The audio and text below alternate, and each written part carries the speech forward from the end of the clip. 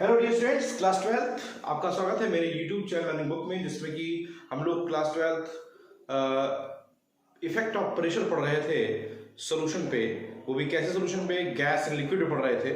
तो प्रेशर के इफेक्ट की बात अगर करें, प्रेशर इफेक्ट की बात करें on solubility of gas in a liquid पे, तो यहां पे दो इफेक्ट समझ में सामने आते हैं। एक पहला क्वालिटेटिव और एक होता है क्वांटिटेटिव। ठीक है, क्वालिटेटिव मतलब कि जो प्रॉपर्टी के बेसिस पे क्या आएगा। तो प्रॉपर्टी के बेसिस पे आपको पढ़ा चुका था मैं कि जब प्रेशर बढ़ाते हैं तो सॉल्युबिलिटी जो है वो क्या होती है, बढ़ती है। आपको बताया था कि रेट ऑफ कंडेंसेशन वहां बढ़ जाता है, पार्टिकल्स तेजी से सॉल्यूशन फेज में इंटर करते हैं, इसलिए सॉल्युबिलिटी बढ़ जाती है। तो ये तो हो गया क्वालिटेटिव एनालिसिस की increase the pressure, solubility should be increases. But कितना इंक्रीज करेगी, मतलब क्वांटिटी के बारे में कौन बताता है? क्वांटिटी के बारे में बताने के लिए एक नया लॉ आपके सामने आएगा, दैट इज हेनरी लॉ। तो अगर आपसे पूछे कि हेनरी लॉ क्या बताता है, तो Henry law correlate between pressure and solubility with respect to quantitative aspects, है ना। The quantitative aspects of solubility and pressure can be explained with the help of Henry law. So Henry law is a quantitative relationship, not a qualitative relationship. You can say that it was first time given by Henry, that is William Henry, and his friend named Daltons, who support him and gives the derive to Henry law. तो Henry law के बारे में जो detail description आता है उसके बारे में पढ़ने चल रहे स्टूडेंट्स। लेकिन ये जान लीजिए प्रेशर का इफेक्ट एक होता है क्वालिटेटिव, एक होता है क्वांटिटेटिव। क्वालिटेटिव की बेसिस पे प्रेशर बढ़ाएंगे तो सॉल्युबिलिटी बढ़ेगी, बट क्वांटिटेटिव बेसिस कौन बताता है? हेनरी लॉ बताता है। तो आइए स्टार्ट करते हैं हेनरी लॉ। तो आइए देखते हैं हेनरी लॉ क्या है। तो हेनरी लॉ गिवन बाय किसने दिया था? तो हेनरी ने दिया था इन 1802 में, ठीक है ना। ये कोरिलेट करता है quantitative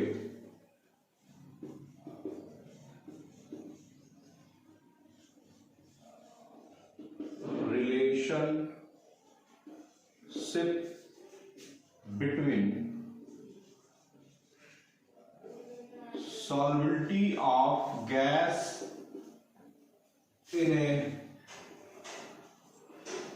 liquid, solubility of gas in a liquid and pressure.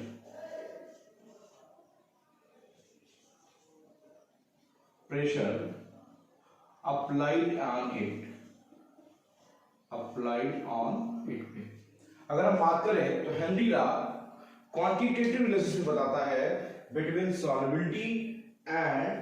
Solubility of a gas in liquid and pressure के बारे में। किसके बारे में? प्रेशर के बारे में। ठीक है, तो यहाँ दो पॉइंट याद रखिएगा, सॉल्युबिलिटी किसकी? गैस की। कहाँ पे? लिक्विड में, या इसी को आप कह सकते हैं सॉल्वेंट, क्योंकि यहाँ पे कभी कभी आपको बुक्स में लिखा हुआ मिलेगा, क्योंकि यहाँ पे गैस जो है वो सॉल्यूट है और जो लिक्विड है वो सॉल्वेंट है, और प्रेशर के बीच में रिलेशनशिप कौन जाता है? Henry law. कैसा रिलेशनशिप? Quantitative relationship. ठीक है, अब जब हेनरी ने सबसे पहले इसकी बात की, लॉ की बात की कि किसी गैस को आप जब प्रेशर बढ़ाते हैं तो सॉल्युबिलिटी पे कैसे इफेक्ट पड़ता है, इसके बारे में जब उन्होंने बात की, तो सबसे पहले जो स्टेटमेंट इन्होंने दिया था हेनरी ने, वो आपको एनसीईआरटी में लिखा हुआ नहीं मिलेगा, बट आपको जानना चाहिए कि जब हम किसी गैस पे प्रेशर अप्लाई करते हैं तो जितना अमाउंट ऑफ गैस डिसॉल्व होता है गिवन वॉल्यूम ऑफ लिक्विड में, तो वो डिपेंड करता है pressure with which is applied. मतलब M is directly proportional to P। ये फर्स्ट लॉ का अगर आपसे कहा जाए कि हेनरी ने फर्स्ट ऑफ ऑल क्या एक्सप्लेनेशन दिया था, तो ये आप ध्यान रखिएगा, m is directly proportional to P। ये हेनरी का सबसे पहला, जैसे कहते हैं ना कि कि ओल्ड इज गोल्ड, सबसे पहले जो पॉइंट उन्होंने बताया था, हेनरी ने क्या बताया कि मास ऑफ गैस, यहां पे m क्या है, mass of gas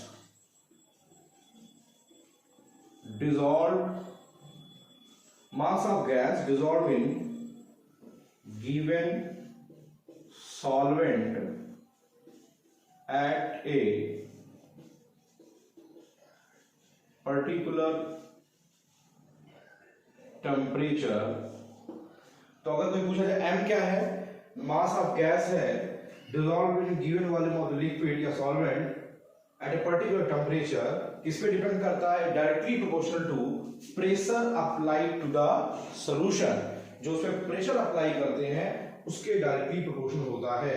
pressure which is applied, ये कैसा प्रेशर है, applied pressure applied to the solution, over the solution, applied pressure applied over the solution की बात। इसमें न्यूमेरिकल्स डी स्टूडेंट्स आता है। एक्चुअली क्या है कि जो मैथमेटिकल एक्सप्रेशन एनसीईआरटी में दिया हुआ है वो दे रखा है P इक्वल टू KHX, अभी आगे हम पढ़ेंगे कैसे आया वो, बट इस पे न्यूमेरिकल आपको एनसीईआरटी मिलेगा वहां पे, क्योंकि यहाँ relationship between mass and pressure है ना, वहां पे क्या करेगा, अमाउंट ऑफ गैस दे देगा और प्रेशर दे देगा, दो को वेरिएबल्स लेकर के, डिफरेंट वेरिएबल्स, उनको कोरिलेट करने को लिए बोल देगा। तो ये आपको अगर नहीं पता है तो आप उस न्यूमेरिकल्स को सॉल्व नहीं कर पाएंगे। तो फर्स्ट ऑफ ऑल जो हेनरी ने स्टेटमेंट दिया था वो क्या दिया था कि at the amount of gas dissolved in a given volume of solvent at a particular temperature, that is at a constant temperature, ये ध्यान रखिएगा, ये कब अप्लीकेबल है, at constant temperature is directly proportional to pressure applied over the solution। जो pressure apply करते हैं और जो आप जिस गैस के ऊपर अप्लाई करते हैं उस गैस के मास जो डिसॉल्व होता है वो किसके टाइप होता है, जितना ज्यादा प्रेशर बढ़ाएंगे उतना ज्यादा वो डिसॉल्व होगा। समझ में आया कि नहीं आया, बोलिए भाई, क्लियर है, कोई प्रॉब्लम बताइए, नहीं है प्रॉब्लम? आपसे क्वेश्चन कैसे पूछेगा, आइए देखते हैं। तो अगर आपसे न्यूमेरिकल्स की बात करते हैं, लेकिन अगर आपसे पूछा जाए कि हेनरी लॉ किसने दिया था, किसने दिया, पता है क्या बताता है, quantitative relationship between solubility of gas in liquid and pressure applied on it पे डिपेंड करता है। फर्स्ट ऑफ ऑल हेनरी ने क्या स्टेटमेंट दिया, तो आप बोलेंगे, नोट कर लीजिए ध्यान से, the amount of gas dissolved in a given volume of solvent at a particular temperature, या फिर आप लिखेंगे वहां at constant temperature, is depends upon या directly depends upon the pressure applied over the solution। समझ में आया कि नहीं आया? अब आपसे क्वेश्चन कैसे पुट करता है, कहेगा एक गैस M1 है, ठीक है, एक गैस का अमाउंट है, एक गैस A है जिसका अमाउंट M1 है, कब, जब प्रेशर P1 अप्लाई किए थे, ठीक है, और अगर इसका मास बढ़ा करके हम M2 कर दें तो P2 कितना होगा। आपसे क्वेश्चन ऐसे पूछता है, पहले M1 था तो प्रेशर कितना था, P1 था, M2 है तो कितना हो जाएगा, P2 कितना होगा, निकालना पड़ेगा। तो क्या करेंगे, आपके सामने है रिलेशन कि M1 upon M2 is equal to क्या हो जाएगा, P1 अपॉन P2, इस पे रख करके आप सॉल्व कर लेंगे, न्यूमेरिकल आपको सॉल्व हो जाएगा। तो याद रखिएगा, अगर solubility of gas in liquid की बात कर रहा है तो न्यूमेरिकल्स आपसे दे रहा है, तो आप वहां पे इस पॉइंट को ध्यान रखिएगा। अगर मास के रिस्पेक्ट में क्वेश्चन पूछा है, the m is the amount of gas dissolve in A given volume of a solvent eight a particular temperature, ये ध्यान रखिएगा, this law is applicable only eight constant temperature. अगर टेंपरेचर कांस्टेंट नहीं है तो ये लॉ एप्लीकेबल नहीं होगा, इट इज अ लिमिटेशन, है ना। तो हेनरी लॉ का पहला स्टेटमेंट क्या था, ये समझ में आ गया, जो फर्स्ट ऑफ ऑल उन्होंने स्टेटमेंट दिया था, क्लियर। अभी हेनरी लॉ का जो रियल स्टेटमेंट है वो बताऊंगा, लेकिन जो फर्स्ट ऑफ ऑल उन्होंने दिया था कि बिना किसी की मदद से, वो स्टेटमेंट यही है, क्लियर हो गया। आइए आगे देखते हैं, ये न्यूमेरिकल्स का पॉइंट है, इसको ध्यान रखिएगा डियर स्टूडेंट्स, इसमें न्यूमेरिकल्स आते हैं। चलिए देखिए, हेनरी के जो मित्र थे डाल्टन साहब ने कहा, हेनरी भैया ऐसा है कि आपकी बात तो सही है, लेकिन हम कब तक अमाउंट ऑफ गैस की बात करेंगे, आप सॉल्युबिलिटी की बात कर रहे हो कि सॉल्युबिलिटी बढ़ानी है और आप अमाउंट ऑफ गैस की बात कर रहे हो, तो बात गलत हो जा रही है। तो उन्होंने कहा ऐसा मित्र कि थोड़ा सा परिवर्तन करते हैं, क्योंकि किसी गैस का जो प्रेशर होता है उसको सिर्फ प्रेशर टर्म यूज नहीं करते, वहां गैस पे क्योंकि बहुत सारे प्रेशर अप्लाई होते हैं, तो उन्होंने कहा कि ऐसा कि यहां भी पार्शियल प्रेशर टर्म यूज करो। कौन सा टर्म? Partial pressure. तो यहां एक नया पॉइंट निकल के आया कि डाल्टन सेज दैट कि the amount of gas depends upon the partial pressure of the gas, है ना। मतलब कि जो पार्शियल प्रेशर जो है अप्लाई कर रहे हैं वो पार्शियल प्रेशर का फंक्शन है। मतलब the solubility of a gas in liquid is a function of partial pressure that is applied over the solution. मतलब यहां पे प्रेशर टर्म यूज ना करके उन्होंने किसकी बात की? पार्शियल प्रेशर की बात की। और अपने मित्र हेनरी से बोला कि भैया आप प्रेशर टर्म हटा करके पहली बात तो वहां पे आप पार्शियल प्रेशर की बात किया करिए। दूसरी बात उन्होंने डाल्टन साहब ने कही कि भैया ऐसा है कि ये अमाउंट ऑफ गैस की बात ना करके यहाँ पे सॉल्युबिलिटी की बात क्योंकि आप कह रहे हैं, तो स्टेटमेंट थोड़ा सा सुधारिए। और उन्होंने स्टेटमेंट में करेक्शन कर लिया और सॉल्युबिलिटी को मोल फ्रैक्शन के टर्म में लिया। मोल फ्रैक्शन के टर्म में लेने के पीछे रीजन क्या था? भाई चाहते तो मोलरिटी के टर्म में लेते, मोलरिटी के टर्म में लेते, लेकिन उस सब टर्म के बीच में ना लेकर के उन्होंने सिर्फ नंबर ऑफ मोल, एक वेरिएबल्स चाहिए था, सिर्फ एक वेरिएबल्स जिसका यूनिट कंट्रोल आता है। और आपको पता है कि सम ऑफ मोल फ्रैक्शन कितना होता है? 1 होता है। तो उन्होंने फाइनली कहा कि मैंने आपको स्टार्टिंग में ही आपको याद करिए बताया था कि जब मोल फ्रैक्शन बढ़ाया था कि भैया जब अमाउंट ऑफ गैस की बात करते हैं तो वहां पे कौन सा कंसंट्रेशन टर्म यूज करते हैं? मोल फ्रैक्शन यूज करते हैं। तो यहां पे डाल्टन साहब ने छोटा सा करेक्शन किया। क्या बोला कि the solubility of a gas in a liquid is directly proportional to the partial pressure of the gas present above the solution। मतलब उन्होंने कहा कि जो सॉल्युबिलिटी होती है, solubility is directly proportional to partial pressure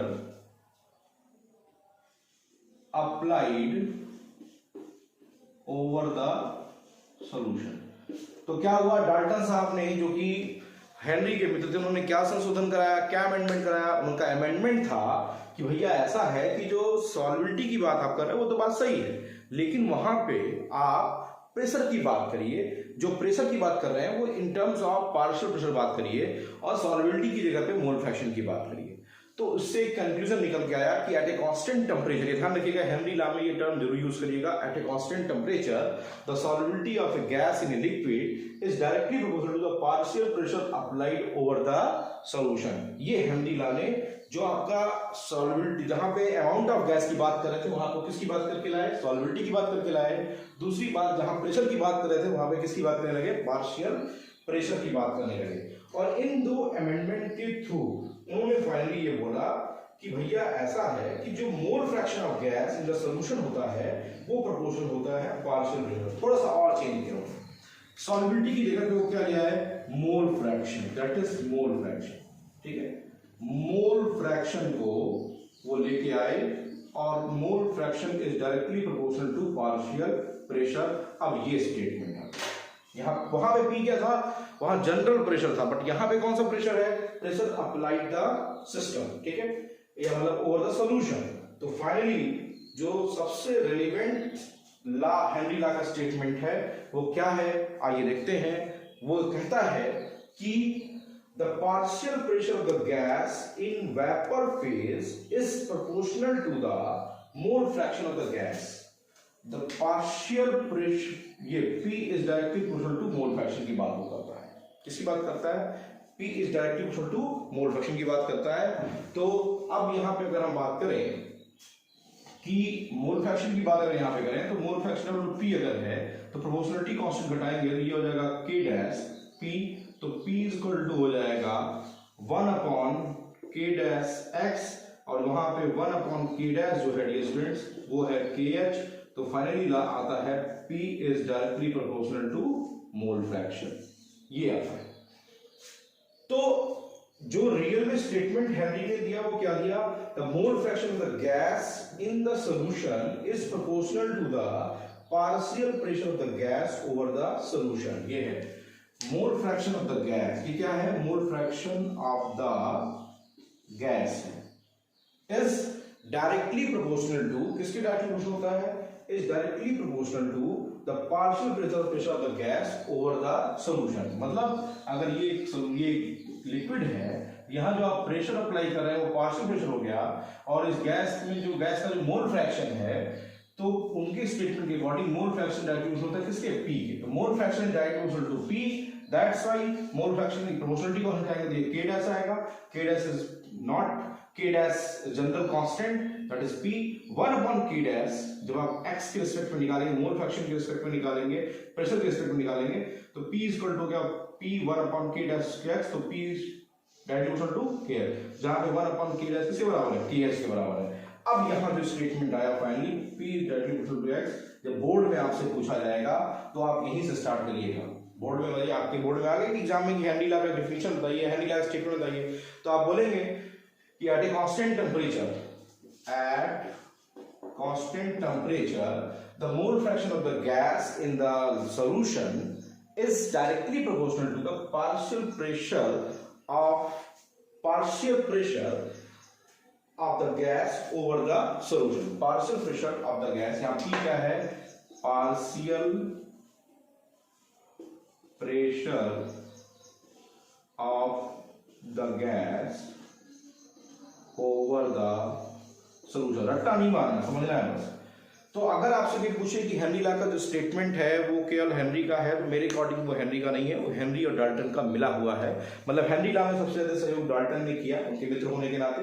तो फाइनली आपके पास statement है कि at constant temperature the mole fraction of the gas is directly proportional to the partial pressure of the gas over the solution. ठीक है, over the solution. इसको solve करेंगे, x is the mole fraction directly to p, x proportionality constant k dash, p के respect में लाएंगे 1 upon k dash x, 1 upon k dash equal to kh and p directly equal to x। तो final जो statement आया वो क्या आया, the partial pressure of the gas in vapour phase. देखिए भाई, गैस जो होगी वो किस फेज में आएगी, जो सरफेस से ऊपर होगी, वेपर फेज में होगी ना। तो फाइनल स्टेटमेंट आपका आया p is directly proportional to x। देखिए ये कंफ्यूजन लोग करते हैं, है ना, कभी कभी क्या करता है, लोग ये पूछ लेते हैं, एग्जामिनर वाइवा में पूछ लेता है, कहता है भैया x डायरेक्टली टू होता है कि p डायरेक्टली टू x होता है। तो आप बोलेंगे सर कोई प्रॉब्लम नहीं है, आप इसको ऐसे डिराइव करके दिखा दीजिए, लेकिन सर ऐसे है, या फिर आप ऐसे बोलिए सर।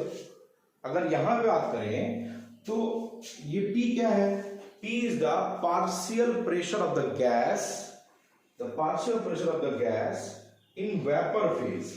ये p क्या है, ध्यान से देखिएगा, partial pressure of the gas in vapor phase है, partial pressure of the gas in vapour phase है।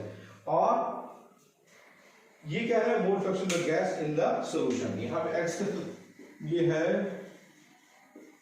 Mole fraction of the gas in the solution. तो स्टेटमेंट में कंफ्यूजन आपको बहुत तगड़ा होगा, और ऐसे बहुत सारे असर्शन रीजन के क्वेश्चन बनते हैं, ऑब्जेक्टिव क्वेश्चन बनते हैं जहां पे कंफ्यूजन होता है। तो कंफ्यूज नहीं होना है, आपको ये ध्यान रखना है कि डाल्टन ने क्या सुझाव दिए। डाल्टन ने 2 सुझाव दिए। पहला सुझाव दिया कि भैया ऐसा है कि जहां आप प्रेशर टर्म यूज कर रहे हो वहां पे पार्शियल प्रेशर टर्म यूज करिए, क्लियर। उसके बाद दूसरी बात आती है सॉल्युबिलिटी की बात की। उन्होंने कहा कि भैया अमाउंट ऑफ गैस की जगह पे आप किसकी बात करिए, सॉल्युबिलिटी की बात करिए। तो उन्होंने सॉल्युबिलिटी की बात की, और फाइनली स्टेटमेंट को अपने चेंज किया कि at constant temperature the mole fraction of the gas is directly proportional to the partial pressure of the gas over the solution. ये स्टेटमेंट उन्होंने दिया, ठीक। उसके बाद फिर जब ये स्टेटमेंट आया तो mole fraction directly to p, that is k dash, that is p is equal to 1 upon k dash, x 1 upon k dash is equal to k s, that is p is directly equal to x। तो ये दोनों statement question exam में आते हैं। कभी कभी क्या होता है, बाबा एग्जामिनर कहता है ये सही है कि ये सही है, तो आप उसको दोनों तरीके से प्रूव करके दिखा दीजिए, परेशान मत होने की जरूरत है। लेकिन अगर बोर्ड में मान लीजिए 1 नंबर का आ गया कि भैया जरा सा हेनरी लॉ लिख के दिखाइए, तो डियर स्टूडेंट्स मैं देखिए आपको सब कुछ बता रहा हूँ, लेकिन आपको ये भी बता रहा हूँ कि एग्जाम में लिखना कैसे है ना। अगर एग्जाम में 1 नंबर का क्वेश्चन पूछ लिया तो बहुत ज्यादा दौड़ने की जरूरत नहीं है, आप सिर्फ ये स्टेटमेंट बना के रखिएगा, इस पे मार्क कर लीजिएगा, इसका स्टेटमेंट लिख लीजिए। लिखिए स्टेटमेंट जैसा बोलता हूँ, लिखिए at a constant temperature the partial pressure of the gas in vapor phase, the partial pressure of the gas in vapor phase is directly proportional to the mole fraction of the gas in the solution, is directly proportional to the mole fraction of the gas in the solution. तो अगर आपसे एक number का Henry law का statement पूछता है तो आप क्या करेंगे, आप वहां पे सीधे बोलेंगे कि अकॉर्डिंग टू हेनरी लॉ, या Henry law states that at a constant temperature, at a particular temperature, the partial pressure of the gas in vapor phase is directly proportional to the mole fraction of the gas in the solution is known as Henry law. But मैंने आपको basic से बताया, सबसे पहला point बताया m is directly proportional to p, वो अकेले Henry का था। फिर डाल्टन्स ने दो सुझाव दिए, एक प्रेशर को पार्शियल प्रेशर के टर्म में, दूसरा सॉल्वेंटी को मोल फ्रैक्शन के टर्म में। तो ये स्टेटमेंट आया, ये स्टेटमेंट आने के बाद ऐसे डिराइव किए तब p आया। यहाँ पे जो डी स्टूडेंट्स इनका प्रोपोर्शनलिटी कांस्टेंट निकल के आएगा, दैट इज आएगा p is equal to kh(x). ये क्या आएगा, proportionality constant kh, where kh is known as Henry law constant। kh को क्या बोलते हैं, Henry law constant, Henry law constant कहते हैं डियर स्टूडेंट्स, ठीक है।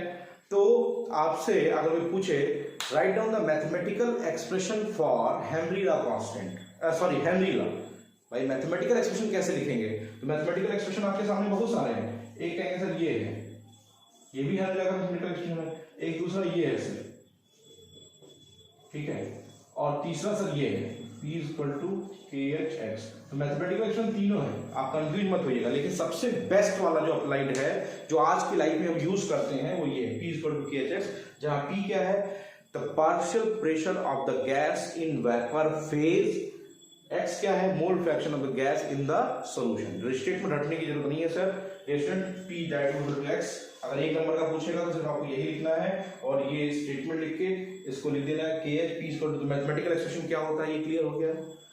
हेनरी लॉ का मैथमेटिकल एक्सप्रेशन क्लियर है, p इक्वल टू kh(x) कर लेंगे। आई होप कि टॉपिक क्लियर हो गया होगा। अब कल हम लोग डिटेल में बात करेंगे डियर स्टूडेंट्स। आज आपको मैंने सिर्फ हेनरी लॉ के बारे में बताया कि हेनरी लॉ होता क्या है। हेनरी लॉ का स्टेटमेंट क्लियर हो गया, कहां से आया, कैसे कैसे अमेंडमेंट किए गए।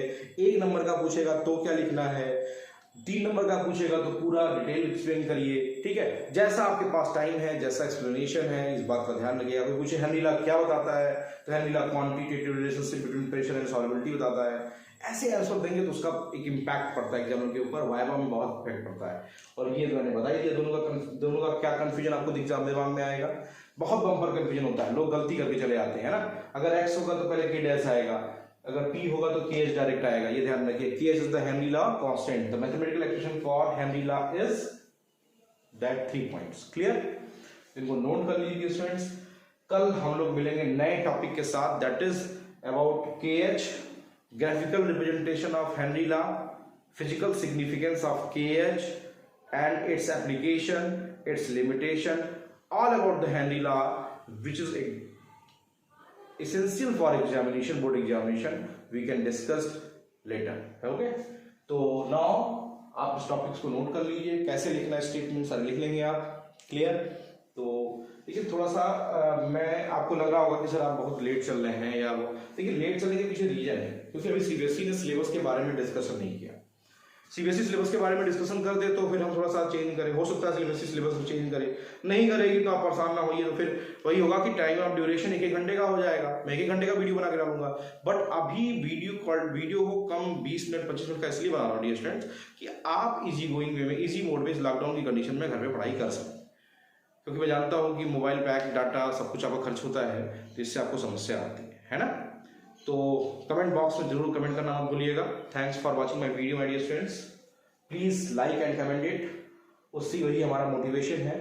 और जहाँ तक रही बात लॉकडाउन खोलने की, तो उम्मीद है कि जुलाई तक क्लासेस होस्ता ओपन हो जाए। अगर क्लासेस ओपन हो जाएगी तो यू नो वेल कि हम लोग क्लास में मिलेंगे, ठीक है। तो चलिए, thanks for watching my video और इसको नोट कर लीजिए।